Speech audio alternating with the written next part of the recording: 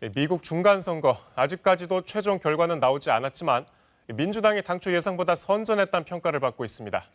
그럼에도 공화당이 하원을 장악한 것은 기정사실이 된 만큼 향후 바이든 행정부의 여러 정책들도 영향을 받지 않을 수 없게 됐는데 조현진 해설위원과 자세히 분석해 보겠습니다. 어서 오십시오. 네. 일단 아직 개표가 진행 중인 거죠? 네, 그렇습니다. 지금 사흘째 개표 진행 중인데 우편 투표 개표 문제랑 또 초접전 지역구가 많아서 아직 결과가 확정되지는 않았습니다. 네, 아직도요. 현재까지 상황을 보면은 상원 같은 경우에 51석이 과반인데 민주당이 48석, 공화당이 49석을 차지했고 남은 3곳 중에 한 곳에서 민주당이 앞서 있고요. 조지아주는 한 달 후 결선 투표로 갈 것 같습니다. 그리고 하원에서는 과반이 218석인데 공화당이 211석을 확정했고 10여 곳에서 앞서고 있는 상황입니다. 압도적 승리는 아니지만 과반은 무난히 달성할 것으로 보이고요. 상원 모두 공화당이 장악할 것이란 선거전 예상이 많았는데 민주당이 상당히 선전했다는 평가입니다. 네, 이 법안과 예산이 하원에서 결정이 되니까 주로 그렇죠. 특히 경제 정책은 좀 변화가 불가피하다고 봐야 될까요? 미국 내에서 이번 중간선거 가장 큰 이슈가 경제였는데요. 공화당이 상하원을 모두 장악하면은 이제 법인세라든지 개인 소득세 인하 그리고 정부 재정 지출 축소 이런 변화가 예상이 됐었거든요. 그런데 상원에서 지금 공화당이 다수당을 차지하지 못할 가능성이 크고 또 하원도 압도적 다수를 차지를 못했기 때문에 이런 경제 정책을 밀어붙이기는 어려워 보이고 그렇다고 바이든 대통령이 하원을 무시하고 대규모 확장 재정 정책이라든지 기후 관련 법안들을 밀어붙이기도 어렵지 않을까 지금 이런 예상들이 나오고 있습니다. 한마디로 좀 예측이 어렵다는 건데 대외 정책은 좀 상황이 다르다면서요? 이번 선거에서 외교 정책이 큰 이슈가 되지는 않았어요. 네. 그 미국 유권자들이 가장 중요하게 생각하는 이슈를 순서대로 꼽아보면은 인플레이션이 가장 많았고 그다음에 고용, 총기 규제, 낙태, 환경 이런 순이었거든요. 그 대외 정책에 있어서는 민주당이나 공화당이나 아메리칸 퍼스트라는 그 추구하는 정책에는 큰 차이가 없었고요.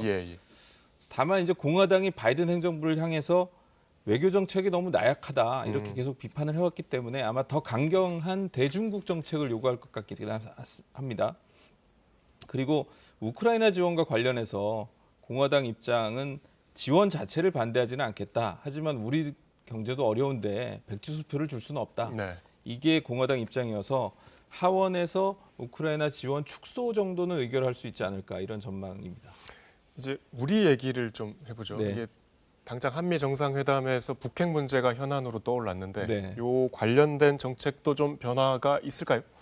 그러니까 북핵이라든지 북한 인권 관련해서는 민주당, 공화당이 예전처럼 큰 차이가 없는 상황이고요. 대외 정책 우선순위에서도 지금 러시아나 중국과의 관계가 워낙 중요한 사안이기 때문에 약간 뒤로 밀려 있는 게 현실이거든요. 이 때문에 중간 선거 이후에 바이든 행정부의 대북 정책이 뭐 크게 변화할 것이라는 예상은 별로 없습니다.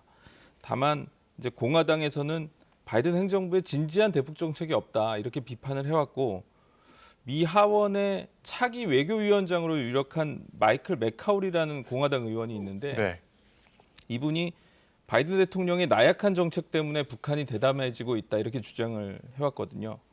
이번에 재선에 성공한 한국계 영킴 의원 있잖아요. 이분이 또 북한 인권 특사 임명을 계속 요구를 해왔기 때문에 고위급 차원의 적극적인 외교 이쪽으로 아마 요구가 집중될 가능성은 있어 보입니다. 예, 알겠습니다. 마지막으로 여쭤보겠습니다. 가장 많은 분들이 관심사이기도 할 텐데 이게 국내 자동차 업계에 상당히 불리했던 인플레이션 감축법 이게 이제 한간에서는 공화당이 승리를 하면 뭐 개정되거나 폐지될 것이다라는 예측도 있었는데 어떻게 보십니까? 이게 이제 공화당 원내대표하고 또 유력한 상원 의원이 개정이나 폐지를 하겠다. 우리가 중간선거에서 압승을 거두면 얘기를 했는데 지금 상황으로 보면 좀 어려워졌죠. 왜냐하면 이미 제정된 법안인데 이걸 개정이나 폐지하려면 상하원을 다 통과해야 되고 대통령 거부권까지 막아내야 되는데 그건 현실적으로 좀 힘들어 보이고요. 우리나라 업계에서도 현재 아메리칸 퍼스트 정책이 더 강화되면 강화됐지 약화되지는 않을 거다 이렇게 보고 있습니다. 그래서 첨단 산업에서 미국 중심으로 공급망을 재편하고 신재생 에너지를 육성하겠다는 바이든 행정부의 정책은 계속될 것으로 보이고요. 다만 좀 괜찮은 점은 우리 입장에서 좀 희망적인 부분은 현대차 전기차 공장이 들어설 조지아주의 그 주지사가 이번에 재선에 성공했거든요. 이건 아마 좀 여러 가지 혜택을 받을 수 있지 않을까 이렇게 기대는 되고 있습니다. 말씀을 들어보면은 당장 큰 변화는 없을 거다 이런 네, 결론. 대체로 그렇습니다. 조현진 해설위원 고생하셨습니다. 예.